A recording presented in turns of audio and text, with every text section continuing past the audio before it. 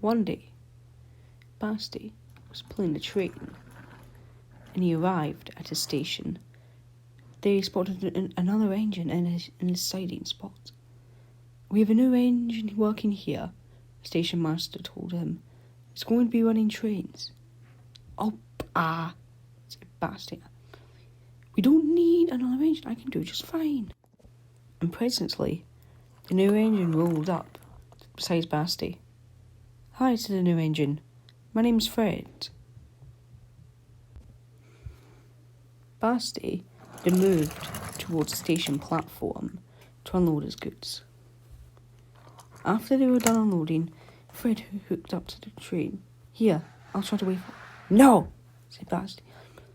"I'm fine. I can shunt these tracks on my own." Fred then tried to pull the train away so that he could shunt it into a back siding.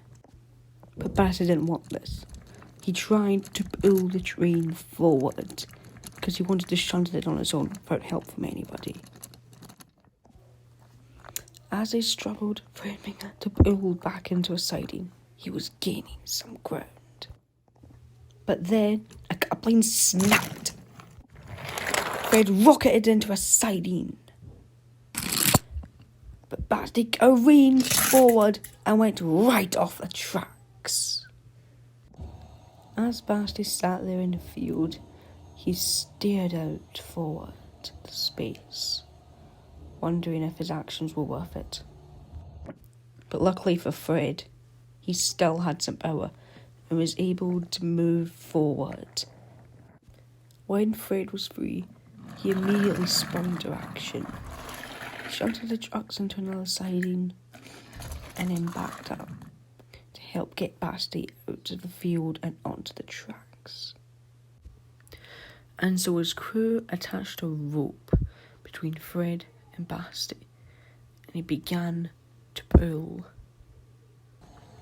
Fred pulled and pulled and pulled and pulled. And suddenly, Basty began to feel himself moving towards the tracks.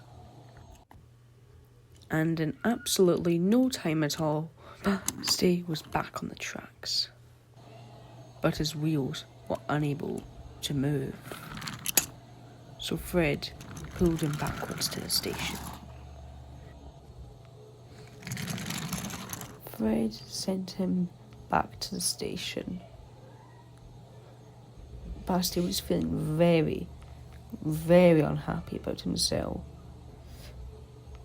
Although he didn't, to this day he still believes that it wasn't his fault.